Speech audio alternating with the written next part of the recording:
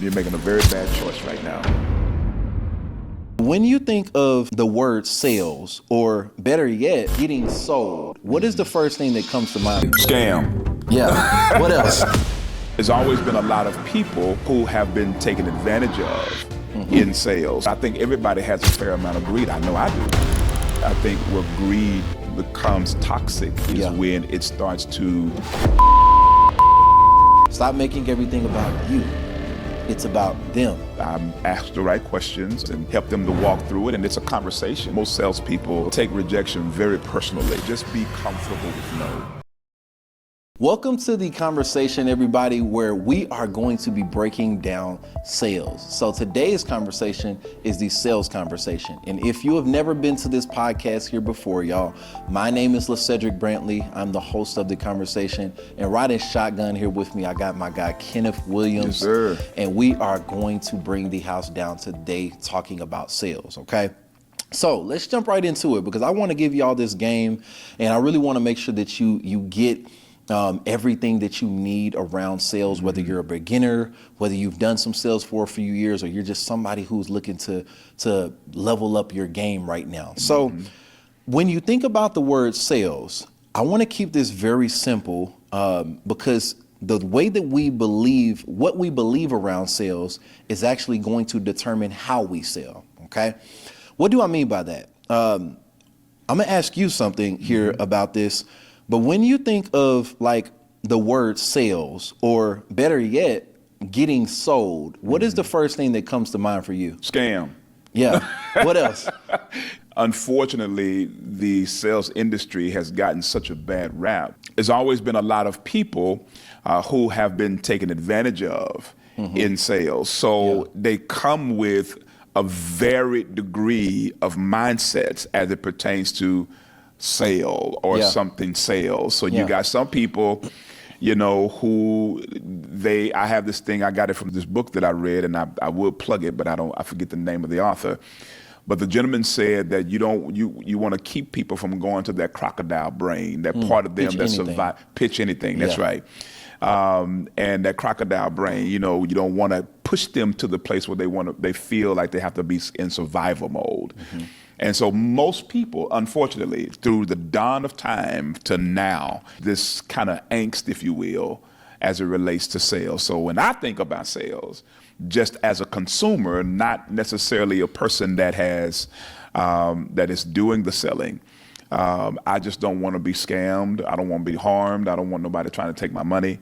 You know, so it's always me putting up a guard in front of people that's trying to sell me something, because I don't trust you. Yeah, exactly. That's kind of the mindset of the consumer. Okay, so let me ask you this. Would you say that it's because of what we have seen coming up? Maybe when you were a child, you seen the life insurance agent or trying to sell more life insurance, or maybe you seen we call it iconic now, the sales car salesman, right? As a previous car salesman, right? We call it the car salesman. Yeah. And one of the things that I've learned about people who don't know how to sell, they actually take you through experiences because they don't know how to sell, and this creates the experience for us. Like, man, I don't want to be harmed. I don't want to be scammed. I don't want to be this. I don't want to be that. And when we have that belief system around, man, somebody's going to do something to me instead of for me, which is sales. I believe sales is serving, right? We serve people and we help people get to where they want to be. That's right. So when you think about like when somebody, if there's somebody on this video right now that's like, man, yeah, that's me. I feel like, you know, I don't really, you know, I need to sharpen my skills right now, because I feel like, you know, my belief around sales needs to be like redefined. Where would you say that the root of it typically comes from? I know it's different for most people, but what would you say that it's due to? Yeah, well, you think about the psychology of sale, right? That's what you're really referring to. And you understand the consumer mindset, right? The consumer have varied degrees, and that phrase again, varied degrees of life experiences. So how they relate to humanity, how they relate to and it's always the human condition, right? We always are on guard, those kinds of things.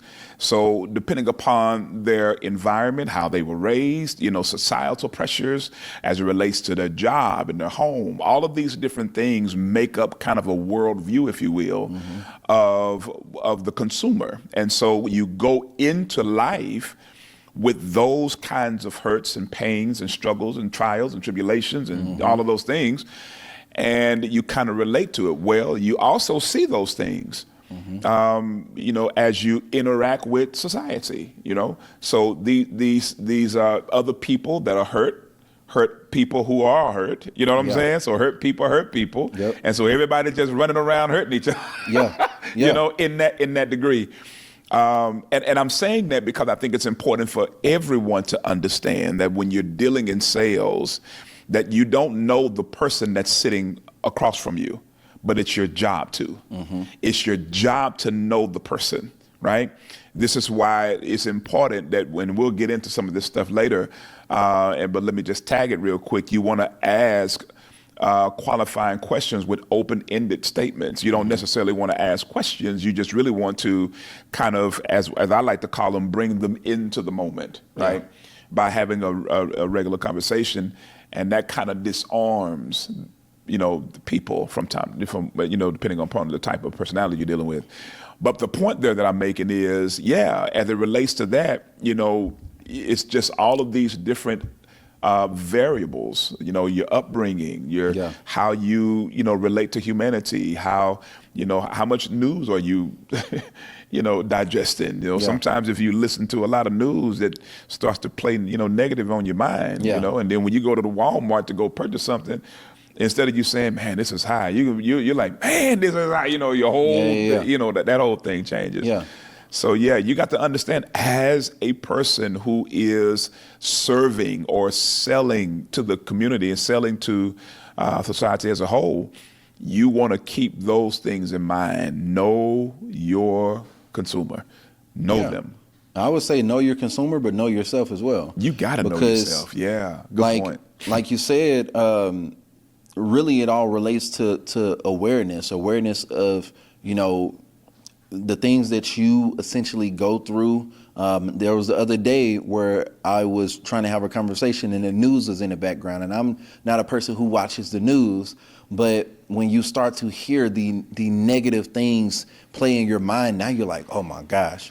So in the world of psychology, they call the belief system that people have is actually a thought that is true to them, but it's not necessarily true out there, right? And what they call it is actually a schema, right? So they call it a schema, and what you do is, number one, how do you go against something that you actually believe? Well, I would say number one is opposite action. Do the opposite of what you actually believe, and that'll change your belief. Number two, I believe, is that when you have this schema, what you have to do is change the equation in your brain, right?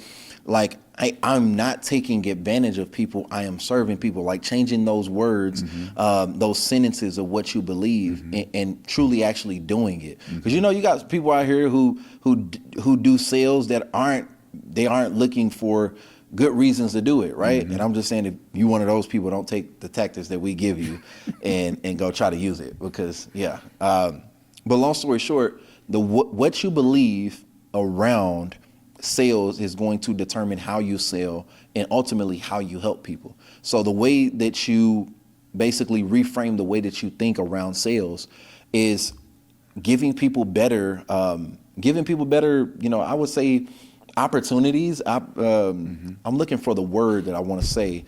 You give people better experiences. Okay. Right? Okay. Be better than the salesperson that you saw that possibly took advantage of you. I remember, it takes me back to this time where I first got my first car, right? I'm like, my credit score like 650 or something. And I'm thinking, like, everybody's like, oh yeah, you'll probably get $300 car note. And I wasn't thinking about interest, because we never think about interest. We always like, hey, what's the payment? What's this? What's that? How much is it? And I remember the first time I was getting into a car, they ran my credit through like 20 different banks. Absolutely. And they'll do that. And then they finally came back with an interest rate. It was like 18%. And when I looked up, like 2-3 years later, I barely had paid anything to the principal. And I'm like, man, I wish I had somebody to tell me that, Right. hey, this is not a good decision. Right. So when I got my next car and they looked at this, I actually went through my credit union, which was a better sales decision, right? Because they look out for you. And they gave me a way better rate. They're like, hey, look out for this, look out for that. And they actually saved me money. And so when you think about those experiences, you just have to do the opposite. I would say opposite action, opposite of what you've seen. Yeah. I would say to that too, and this is probably going a little bit deeper than we want to go tonight, but No, you're good. you want to also remember not to try to not be the person that the other individual that you're selling to was scammed by. Yeah, that's true. You don't try not to be that person, Sure, because end up what being. happens is you put yourself in a prison, and you're trying to, as you begin your sales career, you're not trying to be the person that hurt them. So, you're doing all of the acrobatics and you're Yeah. doing all of the things. Well, it's not necessary. I always tell people, and I tell my mentees this all the time, sales is a conversation. We're selling right now. Yeah. Even right now. We're selling sales. We're selling sales. Yeah. Right? Every conversation you have is a sale. Somebody's going to buy something out of that conversation. Right? Somebody's going to believe something. That's a sales transaction. You have a sales contract with your spouse. Yeah. Yeah. Unfortunately, it's the reality of it. When you get to the brass tacks of it, obviously there's some deeper things, obviously, but when you just look at the bare bones of it, there's an agreement. You're going to give me, I'm going to give you, and you're not going to do, and I'm not going to do, right? So it's sales. So if you think about it in terms of a conversation, you know what I'm saying? And just keep that mindset as opposed to trying not to do what the other person did to that person Yeah. because, that caused them to respond in a kind of way. Yeah. You'll put yourself in a prison, and you'll be, 10 years, 20 years down the road, you'll be wondering why I haven't really Yeah. got to that next level. And I think that goes into like, what kind of closer do you want to be? Yeah. Knowing what kind of closer you are, there are different types of closers. You got people who are pushy, and you got people who are, really lean back and they're chill, and you just got different types of closers. So knowing who you want to be in that conversation also controls what you're perceived as too. Like I remember there was a time I had a guy at the time before I started like running ads. He was running my ads, and before we had that conversation, the conversation was literally like, it was very pushy, very direct. It was like, it was almost like borderline disrespectful, kind of direct. And I'm like, man, like, had I not known how to make money from that, I'm like, yeah, he ran the ads, this, and that. And I'm glad that he did it, because I'm like, man, I made so much money, but do I want to be that kind of closer? No, right? Here's the thing. People can help you make decisions that you already want to make, but like from that transaction right there, I'm like, yeah, I'm glad because of the outcome of it. But at the same time, it was like, there's not always going to be a person like me on the other side of the thing, right? So I'll just try to think about like, man, what kind of closer do you want to be? Like, what kind of closer would you say you are?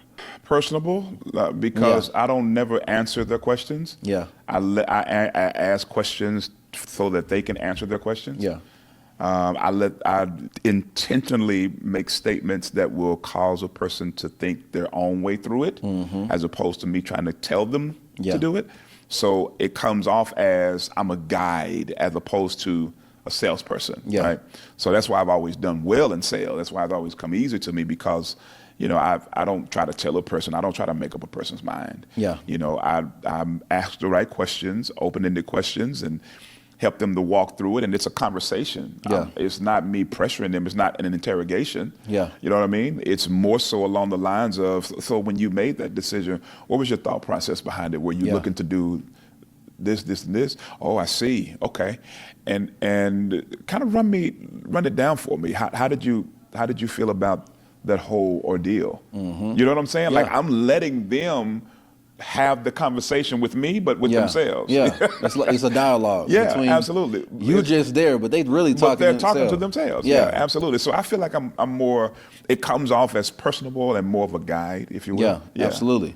And I think that's very important to know that, like, you don't have to try to be the salesperson. Like, you can be, direct without being disrespectful. So true. You can be, truthful without, like just being manipulative, right? Right. And there's so many things around sales that we can dive deeper a little bit into that. But I think that's important, is knowing, like, man, I don't have to be a salesperson. I can just be me. Right. Because most people are looking at everybody else, because we're in a world filled with, AI, the most salespeople, everybody's, has a business, this and that. Yeah.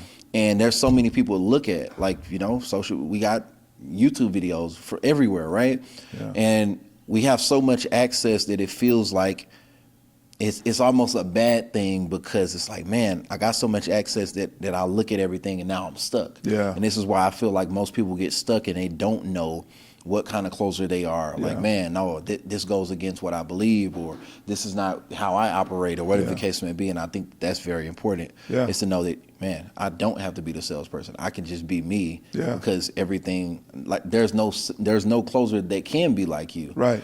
Yeah. And I think that's just what God instilled in us, is just all of the things that He's given us. And there's only one us. Absolutely. So, moral of the story and principle, y'all, when it comes to that, you can literally be you.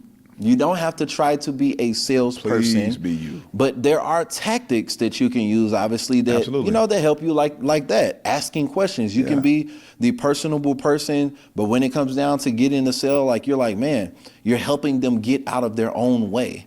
Because what you have to understand with most people that you're selling to is that they need something, and you have to understand what's keeping them stuck, right? Like, what they always say about, entrepreneurs, say everybody's an entrepreneur until the bill comes, right? That's or right. the invoice comes, That's right? right. And when I think about that, it's like, all right, great. This may be a great thing, and this may be something worth investing in, but something in their mind is holding them back from getting that sale done, right? And I believe that in a transaction, I believe that who you are is totally different before you do a transaction and after you do a transaction. And what I'm getting at, y'all, is simply this. When you understand how to move people away from not your benefits of what you provide, but to the transformation of where they're going to be, and you sell the transformation and the payoff, instead of selling your benefits and you, stop making everything about you. It's about them. And if you focus on them, you'll actually get the sale more often than not. And this actually is funny, because I know we were talking about when numbers, right? Law of averages, knowing that you don't need every sale. And one of the mistakes that most people make when it comes down to sales is simply being greedy, being needy, instead of adding value, which I guess you could say being seedy and planting seeds, right? And the mistake that I see when it comes down to being greedy is people feel like they're like, man, I want more than they bite off more than they can chew, right? What is your experience within that? Like, how do you stop being a greedy individual, I guess, so to say, or even a needy individual? Like, man, I got this X amount of dollars in my bank account, and I need to make a sale by this time, and people think that they need to have every sale. And what is your thought process around how somebody can stop being greedy or needy and start just focusing on the value standpoint? Yeah, I think everybody has a fair amount of greed. Yeah. I mean, there's no such thing as, I think where greed becomes toxic is when it starts to disintegrate relationships. Yeah. You know what I'm saying? It starts to cause other people to, to hurt in some way. But I think everybody has a fair amount of greed. I know I do. I look, when I'm on it, I'm on it. Yeah. I want more. When things are clicking, and if you're a salesperson, you can relate to this. When you're in that month or that 2-month stretch or 3-month stretch where things are just flowing, man, it's just like you can't be stopped, right? And then all of a sudden you hit that wall. and you're now trying to figure out what in the world is happening. I can't get a sale to save my life. Yeah. Well, I think that those are the times that remind us who we really are, and it makes us stop for a minute to see what really matters. Yeah. And I think in order for a person not to have that greed to the extent that it called them to be toxic in nature, is they have to hit that wall. Because what happens is when you hit that wall, it causes you to stop for a minute, and then you have to look at reality and start looking at what really matters and what really should be happening when you're talking to a person or when you're selling to a person. Because it becomes, we talk about laws of averages, we have these sales goals, right? I have my numbers that I need to hit. Everybody that's in business, if you don't know your numbers, you're backing up. Know your numbers. However, when you know your numbers, then you know how many people you need to talk to in order to reach the sale goal that you have, right? And if you really want to get to the nitty gritty, you're not even looking at the number that you talk to. You're looking at the people that you contact versus the people that you talk to versus the people that gave you an answer versus the one that wanted you to call back versus, you know what I'm saying? If you really just breaking it down. All of that matters because what happens is that whenever you're selling to people, you will know if you are actually making a difference and bringing people to a transformation, not in the amount of people that you sold, but the amount of people who came back to you. Does that make sense? That makes a lot of sense. I've learned that in my sales career is that I can sell anybody, right? I can sell a blind man shades, man, I'm telling you. But the thing about it is, it's how did I make that person feel when they left me? Did they feel like they were sold? Or did they feel like this was the best thing that ever happened to them? This is the best decision that I've ever made in my life, right? So that to me, to answer your question, that to me is the difference. When they hit that brick wall and you have to become contemplative. Now you have to really think about, what matters and what's important. And man, let me get back to the basics and all of those types of things. Then I think that what happens is that's how people begin to see. Speaking of back to the basics, this is something that we always used to say when, we had the company together is like, I probably average anywhere between like 3 to 8 sales a day, right? And you're being generous, but okay. Nah, but here's the thing. When you say go back to the basics, because most people don't think, they're like, man, I'm so high up, and we forget about what got us started and what created the consistency. Because most people, they're like, man, I got this new trick, I got that, I got this. And in reality, what's rooted under that is a root of consistency of what the basics created. That's right. That's right. And I always look at, when you say go back to the basics, can you explain what that means? Go back to the basics. I know it's in the words, but what does that really mean? No, it means that keep the mentality of a day one individual. I used to tell the team all the time, when you're finding yourself where you're not getting those sales, go back to day one mentality. You don't know anything. You don't know anything because what happens is information paralysis. We get all of these different tricks and techniques and strategies and 5 steps to this, 10 steps to that. Let me give you the life hack to this. When you hear somebody say this, all these different things, and not knowing that fits a certain sect of people. So when you think about numbers, I'm a numbers guy, man. Yeah, me too. When you think about it, everybody in this nation has to purchase something at some point. Who gets the sale is the person who gets it, right? This is the one thing that I think every salesperson should know. You're never going to get 100% of anything, period. You're not going to have 100% of sales. You're not going to have 100% of closing. You're not going to have 100%. You're never going to have 100% of something. So that means you're not perfect. Going back to the basics means reminding yourself, I'm not perfect. So I don't have to be perfect. Release the pressure off of yourself to be perfect. You don't have to be. Because even the greatest of the greats will tell you they don't have a 100% closing ratio. I pride myself in being able to close with the best of them, and I don't want to sound like I'm being prideful there, but I'm just saying I know what I know, and I have never had a 100% closing ratio, never. But what I have had is a 95, 93. You know what I'm saying? I've been there, and that helps me to realize I still have room to grow. Yeah. So keep the day one mentality. That's what it means to go back to the basics. Yeah. The stuff that brought you there, to that reality, to that sales, you build on it, yes. But there are times when you're gonna have to go way back and scrap it. Yep. You know what I'm saying? Like I used to say back in the day, go back to the whiteboard. Yep. We had to do that a whole lot. Yeah, go back to the whiteboard. Let's go back to the whiteboard and do it. Yeah. Yeah. So I think what do you that's think important. about it? What do you think about going back to the basics and what that means and how did that? I think that ties into exactly what we're saying. How you, like, everybody has a fair amount of greed. And I believe that once you get to that point of consistency, it's like, all right, great. You don't necessarily need to be greedy because you're going to make it anyway. That's it's there. right. Whether you make 5,000, 10,000, whatever the case may be, you're going to make it.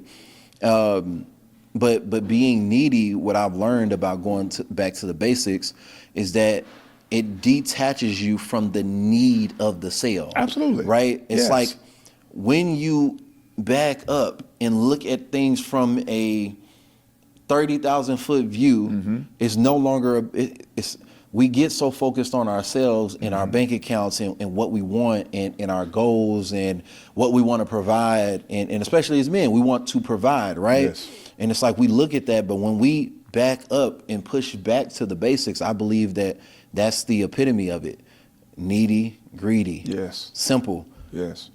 I don't have to become so greedy that it ruins everything because I have the basics. Right. And because I have the basics, I can look at it and stop focusing on me and make it about them. And when Right. I make it about them, Right. I actually get more sales Yes. because I made it about them. Yeah. And we all get to this point where we like, man, I'm getting this, I'm getting that, Yeah. I'm getting it, but Yeah. but it's I am. It's right? always I. It's always I. Yeah. And when we shift our focus and we hit that wall, like Yeah. we've all hit the wall, right? Yeah. Yeah. And when I hit this wall, and I remember it was like, man, I think it was a whole 2 weeks, 3 weeks before I'm like, gosh, man. And when you hit that wall, it forces you to go back. It Yeah. forces you to look at the things that worked that got you there. And like I said, I think that all of that is a foundation of what the consistency that you did Absolutely. with, the basics. Absolutely. So what are we saying, y'all? You know what we're saying. But if you have your script, and of course, you're going to learn different tactics, different methods, and better ways to do things, right? But what happens when those better ways stop working? Now you're forced to go all the way back to the start and the jump of where it all started, right? So the principle that we want you to learn from this, y'all, is that it's okay to want what you want and be aggressive with it, but what you have to stop focusing on is you. Detach yourself. And here's another way that you can detach yourself from the need of the sale. You know your laws of averages, right? What is the laws of averages? It's basically how many people that you need to talk to before you get a sale, right? And on average, this is how many people you talk to before this happens, right? So when we think about the laws of averages, if you want to know how to get that, just go out and talk to as many people as you can. And then after a month, look back at how many sales you got versus how many people you talk to. And that'll tell you on average how many people you're going to get. So you can expect, okay, great. If that's, for instance, 10 people, oh, well, every 10 people that I talk to, then I get a sale. Well, my focus is, all right, great. How fast can I go talk to 10 people? How fast can I go talk to 200 people That's so I right. can get this X amount of sales, Yes. right? Yes. And that's what I believe about, just the basics. And Yeah, and you talk about laws of averages, and we talked about the importance of reframing the mindset of the salesperson to not think about I, but think about the consumer. Yep, plant seeds. And I think when you as a salesperson, it's easy to lose sight of that.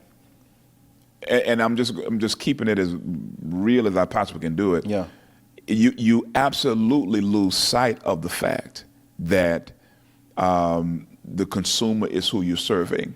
Because if you're a small business owner, you got that invoice that you need to pay. Yep. You got those bills that still due.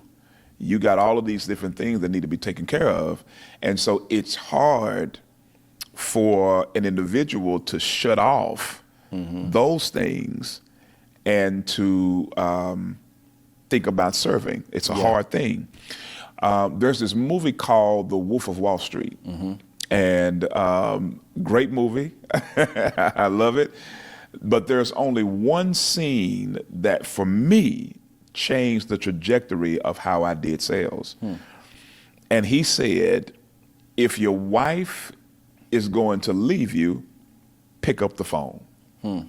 If your bills are due and you can't make money and you're broke, pick up the phone. Yeah. Right? In other words, what he's saying is you have this mechanism by which you can get the answers to all of these different problems. That's true. Right here, right? Get your mind off of that and get your mind on this. And what do this need? This needs me to serve. Needs me. This need me to serve, right? I have to serve and have the mentality of let me take them to the transformation that I know they're wanting. Yeah. Right? And so that changed, man, I'm telling you, Yeah. I still remember where I was working at the time, back in the day, and Silverleaf Resorts is where I was on the phones, and man, when I tell you, oh my gosh, I went from being the bottom of the barrel when I watched that movie to being the top of the leaderboard. I never made it to number one. That was the only time in my sales career. And y'all can check this. It was the only time in my sales career, from every business that I've ever worked for, that I was not number one in the sales. But this one, right, it took me all the way up. It was this one girl, I ain't gonna go there. She scarred me for life, but that guy couldn't catch up for nothing. But anyway, my point is that when we talk about laws of averages, you know that I need to get 1,000 people in the face of them in order to see 500 to have a conversation with them. Yeah. And out of those 500 people, I'm going to have 250 of them to give me an answer. Out of the 250, maybe, just maybe 75 to 80 of them will say yes to me, right? That's what I mean by laws of averages. I think that's what we're saying, is that when you think about laws of averages, you think about the greatest number that it takes to get to your goal. And instead of it being about you, make it about them. Because it all averages out in the wash. Yeah, it all does. It all averages out. Definitely does. And when we think about like just overall becoming better, I think that most people, like even today, I laid off one of my closers. I have a setter, and one of the things that I did not feel like doing today was making the calls, right? And I'm like, man, but once I picked up the phone and I had the first conversation, it was just like that boost that I needed to just get going, right? And this is not like what we have to talk about, but I think that it's important that we always remember why we are selling, right? And we don't always feel like doing it. Most people nowadays depend on motivation to get them going, or use that as a jolt, or use that as a boost to keep doing something, as opposed to doing the boring work. Right.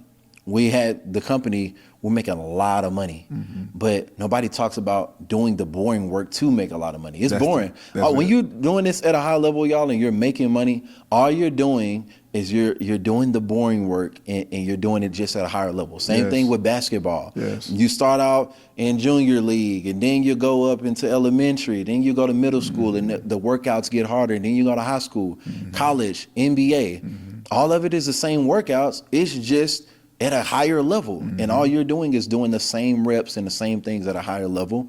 So I think that it's important to know that if you don't pick up the phone, right, you don't get paid. Right. And if you don't get paid, the bills don't get paid. That's right. But most importantly, I think this is what clicked for me in my brain when I think about what I do. Because when I do real estate and somebody asks me, man, do you love what you do? Do you love houses? Do you love real estate? I said, no, I don't. I love the vehicle in which I'm able to take somebody from where they are in probably the worst pain point, the pain that they're going through, pre-foreclosures, whatever the case may be. And I love taking them to the transformation of having that chapter closed and being in a better position than they were before. That's what I love. I love serving people through real estate. But do I love real estate? No. So if you ever start to question yourself like, man, should I be doing this? And you'll know, right? But I think that it's important to know if you're just bored or if you just need to transition. If you're bored, you just need to find the real passion in what you actually love about what you do instead of, like the boring stuff, right?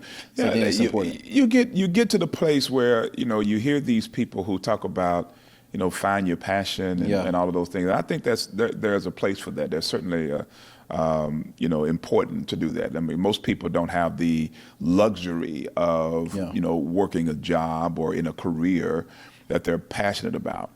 But this is the thing, God has given us all things that pertains to life and godliness. That's what the scripture teaches us.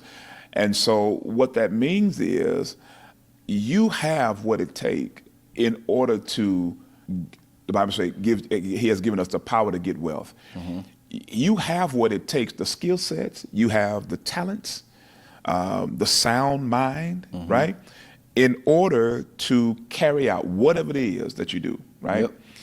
I think for us, what makes the difference, whether or not we enjoy the boring stuff or we despise the boring stuff, is the money. I think for a lot of people, it's that. But I would like to challenge that, right? Because I know millionaires, multi-millionaires in my circle that are miserable, straight up miserable, because they don't have the right people in their circle. They have a lot of yes people. They have a lot of people that just be calling on them for money and all these different things for favors. And so I think it's important as you as a salesperson to identify this. You don't necessarily have to, and I heard Lacedrick say, you'll find out if this is like real estate and, whether you're in, selling soaps or T-shirts or, you have a more major conglomerate of a business. You will know if you love it based upon how you feel about it when you get into these hard times. Because there's nothing that would tell you about yourself greater and better than adversity. That's true. Right? That speaks to like when in sales you have the push-pull method. When you pull back, people pull in, push in. And when you're the more you're trying, the more people pull back. And that speaks to, just on a personal level, that speaks to, like, on a psychological personal level, that speaks to why when you're about to lose something great that you do all of this stuff, you're like, man, I love it, you know? And that's when you really know right there. It's simply I knew I was in love with sales and I was in love with business when I started to see people who didn't think that they could ever have their own business. And I showed them quickly, how they can have their own business and be in compliance and have a wonderful living and see their eyes light up, right? So, it's that thing. So I then learned that it's not necessarily just the business. As you said, that's just the vehicle by which I get to do what I do best and love to do best, serve. I love to serve people. I love to see people enhance their life, right?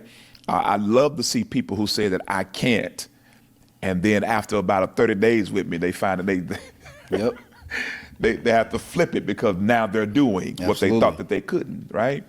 It's just those kinds of things. So, yeah, man, I think that's important, especially as a salesperson, to just please remember that it's not about us. It is about the consumer. You're a consumer. I'm a consumer, and I want somebody to think that way about me. Absolutely. I don't want to be in the seller seat all the time.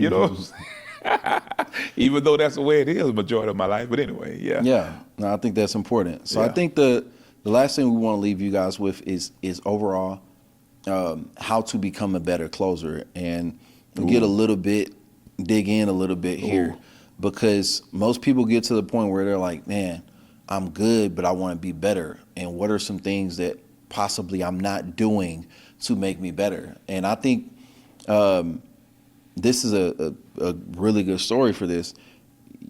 Day before yesterday, I was training my VA, my lead manager, on how to manage leads and all of this. And it was the first time getting on the phones, in a long time, but especially for this kind of role.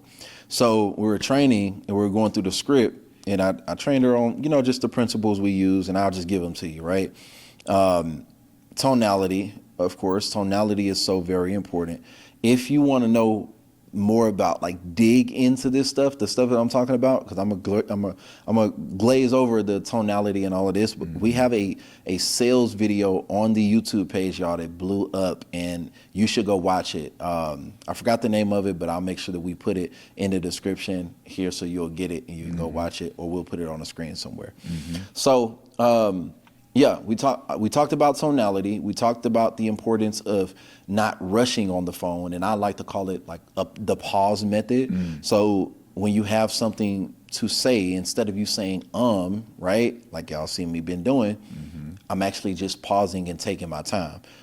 Oftentimes what ends up happening in sales is that we end up rushing in our calls. And I'm not sure why that is. Like when I first started doing sales, one of the things I noticed, I'm like, man, I'm going through this script as quickly as I can. I'm not sure if it was just the rush of man, I'm trying to get to the leads as quickly as possible, but I was rushing the conversations. But when you rush conversations, you actually hold yourself off from getting sales, because you're like, man, this person don't feel comfortable. Now, why didn't they feel comfortable? Because you're rushing, because your tonality off, because you're not focused on them. And then, yeah, we talked about all of that, right? So we talked about the principles to just be good at sales, and most importantly, the one that we share with y'all is being yourself. You don't have to put on a mask to be this closer or this closer or this closer. Yeah, you can take some techniques from them, but you don't have to emulate them or be them, right?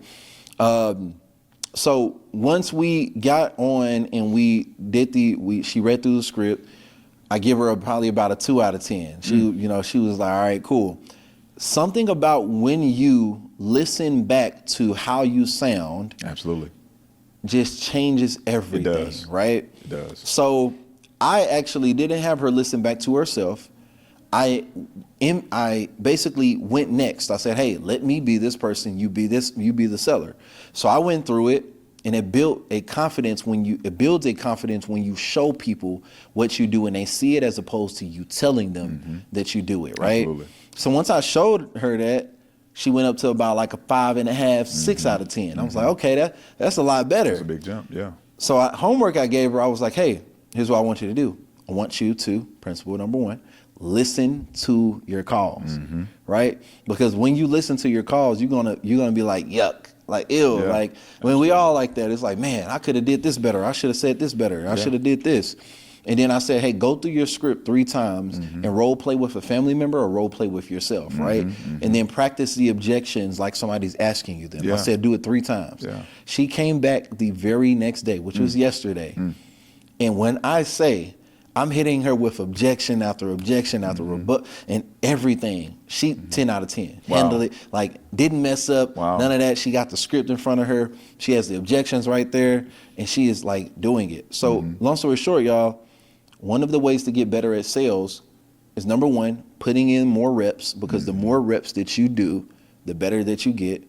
But then you have to listen back to your calls so you can make sure that you're on point. Because we're not, when we talking even right now, I could go back to this replay of YouTube and be like, man, I should have slowed down right here. Or I should have did this, or I should have did that. And it's like, it's being a student. And it's like in sports, what do they call that? Watching film. Watching film, right? watch film on yourself so you can get better. What is something else that you would say somebody could do to get better and just overall become better, not at just sales, but become a better person at it? Yeah, just be comfortable with no. Yeah. We don't like to be rejected. Yeah. Most salespeople take rejection very personally. Yeah. And so, just be comfortable with no. I would even go as far as to say, be happy that you get the no. Yeah. Right. Because there's an old saying that if you every no that you get gets you closer to a yes. Yeah. Right. And go ahead. What you? I would venture to say it's not even no. It's not no. It's not right now. Yeah. Or not yet. Yeah. It's not that they don't want to do business with you. You never know what people have going on in the background, and we can't determine the aspect of where they are. Yeah. Maybe they have some work to do here. Yeah. Maybe their bank account just don't look right. Yeah. They just don't have the confidence. Yeah. Whatever you're selling, it's like, it's not no, it's not right now. Yeah. Because they say the money is in a follow-up. Sorry. No, you're good. But you oftentimes see people come back to you, the same people who told you no, but that goes to show you. It's not no, it's just not yet. Right, right. And I say be comfortable with the no because we have this inner wanting to be accepted. And if I do a good job, I get rewarded with a popsicle, or I get rewarded with a sticker. When you were a kid, you got the stickers, or you did a good job on your paper, and you got the little smiley sticker, the one you scratch off and you smells good and all that stuff. So we grew up with the mentality. You took me back just now. I forgot about that one. Dang. Yeah. So it goes back to that if we do a good job, that we should get the sale, right? Well, that's not always the way that it works. Yeah. And so if you get the no, don't let it shake you. Yeah. You know what I'm saying? Don't let it define you. Yeah. Because oftentimes the no just mean that you didn't address something that they needed to be addressed. Yeah. Or more than likely, you didn't give them the value that they were wanting. Exactly. So here's my principle number 3. That's where we are? Yep. The third one is find the top 5 things that your avatar is going to say within that call. Know those top 5, like the back of your hand. Yeah. Somebody tell me, one of the biggest things people used to say all the time, well, when someone says, I'm gonna have to talk to my spouse, that's the hardest one ever. No, it's not. And I laugh and I'm like, why is it hard? Yeah. Yep. When that's the one that they're going to say, you practice, right? And we'll go into maybe we'll do a video on rebuttals and how to overcome those things, because I have 3 of them just for that one alone, depending upon the type of personality that you're dealing with. And y'all comment, what do you want? What video do you want to see next? So my thing is find those top 5. Maybe that's too expensive, too rich for my blood right now. I wasn't expecting to have that amount of money paid. Or, can you give me a call back right now? I'm not really in a position where I can actually speak about this. All of these, there are rebuttals for all of these things, man. Absolutely. Because 95% of the time, y'all, and I'm not kidding when I say this, I'm not being exaggerative in my percentages. I'm telling you this is from experience. 95% of the time, when someone tells you something that's a rebuttal, it is not the truth. It is just to get off the line because they're not something about the phone call didn't sit well with them, right? And there are ways to figure those things out. When someone tells you, no, I'm just not going to do it at this time. My go-to, and like I said, we'll do a video on it. My go-to is, well, can I just say, if you don't mind, and I don't want you to get upset with me. So how can I say this to you that you're making a very poor choice right now? Yeah. If I can be the coach real quick, and just say that you're making a very bad choice right now, and I don't want to say that and make you upset. But how can I explain that to you that'll really resonate with you? Well, why do you think that's all I need you to do? Now I can engage in the conversation, right? All I need them to say, well, what do you mean? Well, now it's time to engage. Well, you told me earlier in the conversation, and I just want to recall, Go back to the information, return to the point of interruption, RTTPOI. That's principle number 4. He just gave that away. Yeah. Return to the point of interruption. Yeah. Can you explain what that means real quick? Yeah, absolutely. So wherever you were interrupted at in the conversation, you answered the question. If they had a question or they interrupted you with something, you answer it intently and directly. And as soon as you're done with that, you return back to the point to where you were interrupted. Yep. Don't let the current be cut off, right? Don't let the conversation, because what happens is the person that asks the questions is the dominant one in the conversation. So if that person keeps asking you questions, they're dominating or they're setting the frame for the phone call, right? And these are things these are the techniques and tactics that we talked about earlier. But anyway, my point is, y'all, without getting all that, but my point is 5 things, whatever it is in your niche, write it down, and then write down those 5 rebuttals for those 5 objections. Okay, write them down and learn them, recall them, right? Learn tonality, learn cadence as you're talking to people, learn to slow down in your speech. Be more intense. So when you're having some qualifying questions, be more authoritative. But when you're trying to get into it a little deeper, slow your speech down, lower your tone. You know what I'm saying? Things like this to get you to the next level. So yeah. I mean, that's some of the principles that for me, like it's just all about that RTTPOI and writing those 5 objections down. Absolutely. I think that's so important. So now you understand what it takes to actually become better at sales. And I want you to actually write this down, okay? This is the progression of becoming better. Oh, this is amazing. Reps, it starts with the reps. If you don't put the reps in, you cannot go to the next stage, which is building the skill. Can I say this right there? Yeah. If you are afraid to get in front of people, then you need to hire somebody or connect with somebody who will do it for you. And the reason why I say that is because you miss 100% of the shots that you don't take. That's true. Right? So you need to get in front of people. I have a mentee right now. She will not get in front of the camera. I don't care. She will not get in front of the camera. She is not with it at all. But if you just record her as she's creating her creations and all of those things, she don't mind that. And then she'll do an overlay, right? Yeah. For ads and things like that. But as far as talking to customers and all of that stuff, she ain't. Yeah. We have people that do that for her, right? And her views and her, customer retention and, customer referrals and all of those things are up because we got the right people to be able to do those things for us. So if you're just one of those people that I'm not a person that gets in front of people. I don't talk to people. I don't do it. I would always tell you, of course, go to networking events, get used to being in front of people, get used to talking to people. But in the meantime, in between time, get somebody that can actually do it for you. Because at the end of the day, your business will not survive without leads and conversions. Yep. Period. Okay. Yeah. I just wanted to say that. Yeah, that's very important. Man. So we got reps. You have to put it in the reps so you can be able to get the skill. Because starting out, especially if you're a beginner, you're going to suck. Everybody sucks starting out. Just like my VA. She sucked for one day. And then the next day she got it 10 times better. And then, you know what's crazy? Today, she sent me over 5 people who wants to sell. And I'm like, man, nice. That's good. I only expected really you to get 1-2 people, right?